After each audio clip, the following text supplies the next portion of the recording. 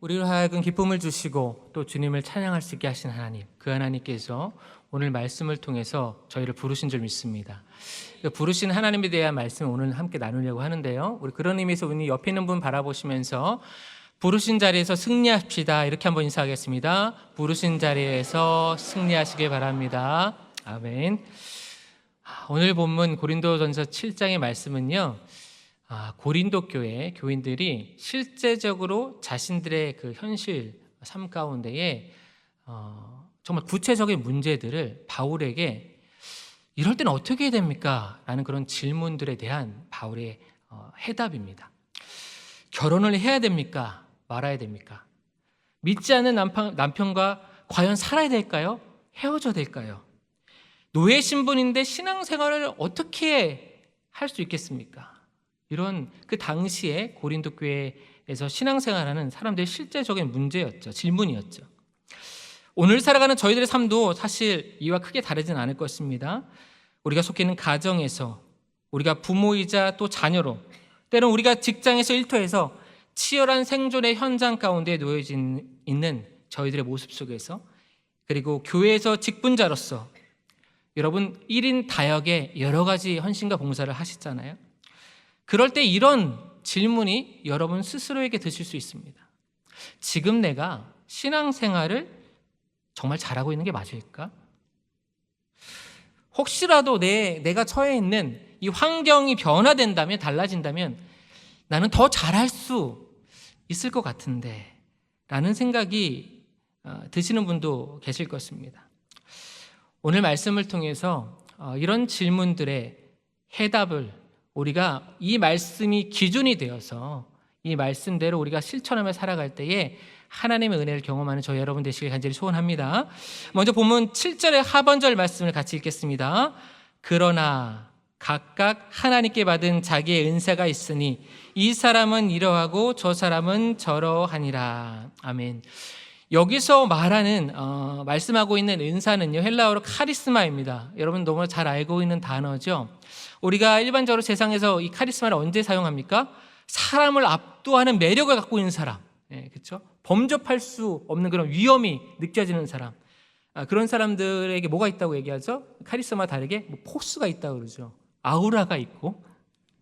근데 여러분, 이 카리스마는요, 성경적인 원어의 의미는 그와는 조금 거리가 있습니다. 원어적인 의미는 어떤 의미가 있냐면 값없이 주시는 하나님의 은혜의 선물이라는 뜻이 있어요. 바울은요, 고린도 교인들에게 먼저 우리 삶의 이 현실적인 문제를 어떻게 해결해야 합니까? 라고 그렇게 질문하는 고린도 교인들을 향해서 너희가 처해 있는 모든 환경과 형편은 하나님의 선물이야 라고 그렇게 이야기하고 있다라는 것입니다. 이 의미를 잘 이해하기 위해서 제가 한 예화의 말씀을 좀 드려볼까 합니다. 한 아버지와 아들이 있었습니다. 둘은 등산을 좋아하게 됐어요. 근데 아들은 아직은 조금 나이가 연소하기 때문에 낮은 구릉, 낮은 산들을 아버지와 이제 등산했습니다. 어느 날 아버지가 때가 돼야 되고 생각이 된 거예요. 그래서 험한 산을, 아버지는 너무나도 잘 알고 있는 산이죠. 험한 산을 가기로 계획을 했습니다. 작정을 했습니다. 어느 날 그 날이 이제 다가왔어요. 그래서 그날 딱 됐을 때 아버지가 아들에게 신발을, 등산화를 선물을 줬어요.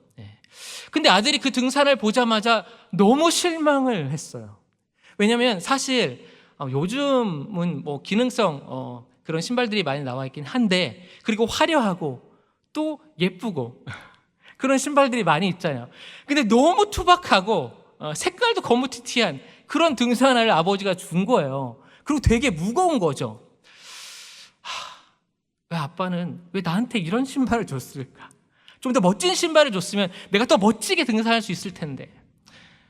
그런데 아들이 그 신발을 신고 터덜터덜 이제 등산을 시작할 때, 그때 그 아들은 아버지가 이 신발을 왜 줬는지 알게 됐습니다.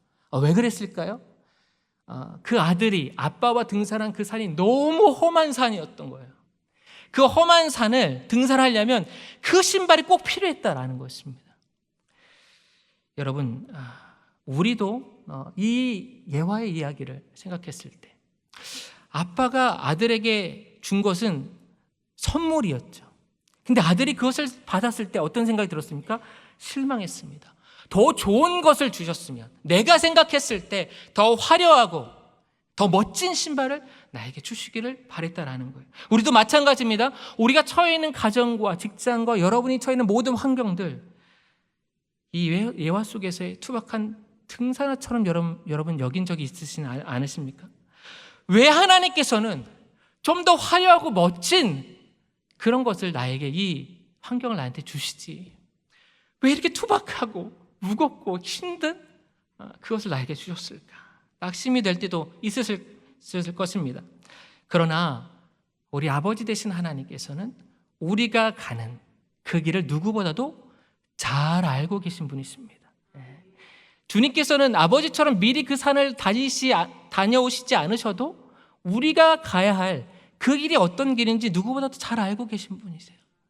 그래서 여러분의 발에 가장 적합한 신발을 여러분에게 허락해 주셨다라는 것입니다. 여러분을 보호하시고 인도하시고 지키시기에 가장 완벽한 선물을 주셨음을 믿고 살아가신 여러분 되시길 간절히 소원합니다. 두 번째로 우리 사도 바울을 통해서 우리가 살펴보길 원하는 말씀이 17절과 24절의 말씀인데요. 이 말씀도 한번 같이 읽겠습니다. 오직 주께서 각 사람에게 나눠주신 대로 하나님이 각 사람을 부르신 그대로 행하라. 형제들아, 너희는 각각 부르심을 받은 그대로 하나님과 함께 거하라. 아멘. 여기서 부르신다는 이 말이 두 번 반복되고 있는데 헬라어로 크리시스입니다. 이 단어는요, 사실 성경에 여러 번 등장하고 있고요. 저 또한 이 자리에서 여러분과 함께 또 나눈 적이 있는 단어인데요. 이 단어의 원어적인 의미는 어떤 뜻이냐면, 왕이 백성에게 특별한 목적을 위해서 공식적으로 호출하여서 그를 세워서 직책을 맡길 때 사용했던 단어다라는 거예요. 다시 말해서 아무한테나 사용하는 그런 단어가 아니었다라는 것이죠. 그런데 여러분, 우리한테 이 말씀을 바로 적용한다면 어떻게 적용할 수 있을까요? 만왕의 왕 대신 하나님께서 우리를 향하신 특별한 목적을 가지시고 우리에게 이 부르심을, 이 직책을 허락해 주셨다는 것입니다. 이 말씀을 또 잘 이해하기 위해서 또 한 예화의 말씀을 좀 드리려고 합니다. 1990년대 후반에 미국의 존 F 케네디 대통령이 나사, 항공우주국을 방문한 일이 있었습니다. 그때는 공교롭게 좀 밤 늦은 시간이었는데요. 밤 늦은 시간에 그 나사를 방문했을 때 그 복도를 지나가는데요, 한 청소부가 청소를 하고 있는 거예요. 근데 그 늦은 시간임에도 불구하고 땀을 흘리면서 막 열심히 바닥을 닦고 있었어요. 그래서 대통령이, 여러분이 대통령이라면 뭐라고 하실 것 같아요? 너무 애쓰고 수고하잖아요. 그래서 대통령도 다가가서 허리를 낮추고 밤늦게까지 이렇게 애쓰고 청소하니까 참 고생이 많으십니다. 그랬더니 이 청소부가요, 쭈그렸던 몸을 일으켜서 이렇게 대답을 했다고 해요. 근데 그 대답하는 모습이 예사롭지 않았습니다. 대통령님, 저는 그냥 청소를 하는 게 아닙니다. 저는 인간을 달에 보내는 일에 도움을 주고 있는 것입니다. 이렇게 얘기했다라는 거예요. 여러분, 우리가 잘 알고 있는 대로 아폴로 11호가 1996년도 7월 20일에 달 착륙에 인류 최초로 성공을 했습니다. 저는요, 이런 직원이 나사에 있었기 때문에, 사실 청소하는 직원, 그러니까 이분이 뭐 낮게 말씀드린 게 아니라 청소하는 직원도 이렇게 사명감을 갖고 나사에서 일을 하고 있는데, 연구하는 직원들은 얼마나 대단한 사명감을 갖고 일했습니까? 그렇기 때문에 그들은 인류 최초의 달에 착륙선을 보내는 것을 성공할 수 있었다라는 것입니다. 저희는 오늘 공교롭게도 저희 교회에서 직원 선거를 했습니다. 저희가 오늘 1차를 통해서 또 세워주는 분들이 계실 수 있지만 다음 주 2차를 통해서 이제 안수집사 10분과 권사님 15분이 세워질 것입니다. 우리 이 새롭게 세워지는 우리 항돈 집중자들 뿐만 아니라 여기에 모든 계신 분들, 하나님께서 저희를 이와 같이 부르신 줄 믿습니다. 어떤 일에 사용하시고자 부르셨을까요? 하나님 나라를 위해서, 하나님 나라의 그 복음을 확장하고 증거하고 전파하는 일 가운데 우리를 사용하시고자 이 어미한 사명을 저에게 맡겨주시고자 우리를 부르셨다라는 거예요. 그렇다면 우리가 속한 가정은 어떨까요? 우리 오늘 고린도 교인들의 가정도 마찬가지예요. 여러분, 그저 이 가정에 여러분들을 하나 되게 하셨을까요? 남편과 또 아내로, 자식, 자녀로 그렇게 하나 되게 하셨을까요? 절대 그렇지 않을 것입니다. 여러분이 매일 출근하는 일터와 직장도 마찬가지입니다. 또 교회에서의 여러분의 봉사와 헌신의 자리도 마찬가지입니다. 구역장과 건찰과 교사와 멘토, 여러분 입에 다 붙어 있으시죠? 중보기도 하신 분들은 이런 분들을 하나님께서 우연히 세우신 게 아니시다라는 거예요. 하나님께서 이 부르심에 하늘나라의 왕 되신 하나님께서 여러분에게 이 사명을 맡겨주셨다라는 것입니다. 그렇다면 우리는 어떻게 일해야 돼요? 그 사명감을 가지고 마치 이 청소부와 같이 내가 아무리 굳은 일을 할지라도 그 자리에서 최선을 다해야 된다라는 것입니다. 그렇게 하나님 앞에 이 거룩한 부르심의 사명을 지키신 여러분 되시길 소원합니다. 우리 마지막으로 살펴보길 원하는 것은 이제 35절 말씀인데요. 이 말씀도 우리 함께 읽겠습니다. 오직 합당하게 하여. 아멘. 여기서 흐트러짐이 없이라는 이 헬라어 원어는요, 아페리스 파스토스라는 말입니다. 이 말씀을 이 단어를 직역하면 사방으로 아무리 끌어당겨도 정신을 빼앗기지 않고 마음이 갈라지지 않는 상태, 그런 상태라고 합니다. 이것을 좀 이해하기 위해서 제가 발레를 하는 분들의 이야기를 좀 말씀드리려고 합니다. 여러분 발레 공연 좋아하십니까? 혹시 즐겨 보시는 분들이 계실 수 있습니다. 뭐 저는 그렇지 않은데 무용소들이 무용할 때 저는 가장 신기한 게 뭐냐면 무용수들이 회전하는 겁니다. 회전하는데요. 제가 찾아보니까 무용수들이 기본적으로 회전 턴을 32회를 한다고 해요. 그러니까 그러니까 어느 정도 한다라고 하는 그런 무용소들이. 근데 세계적인 무용소들은요 50턴 넘게 회전을 합니다. 그리고 더 놀라운 건 뭐죠? 그렇게 어쨌든 돌 수 있습니다. 우리도 돌 수 있어요, 그렇죠? 근데 더 놀라운 것은 그렇게 돈 다음에 아무렇지도 않게 멈춘다라는 거예요. 이게 어떻게 가능할까요? 혹시 여러분 해보신 분이 있으십니까? 해보신 적 있으십니까? 아마 어린 시절 많이 해보셨을 거예요. 발레 하시는 분들 보고. 이 무용소들이 어떻게 이렇게 할 수 있었을까요? 과학자들이 연구를 했다고 합니다. 아마 이제 조사를 했겠죠. 설문을 받았고.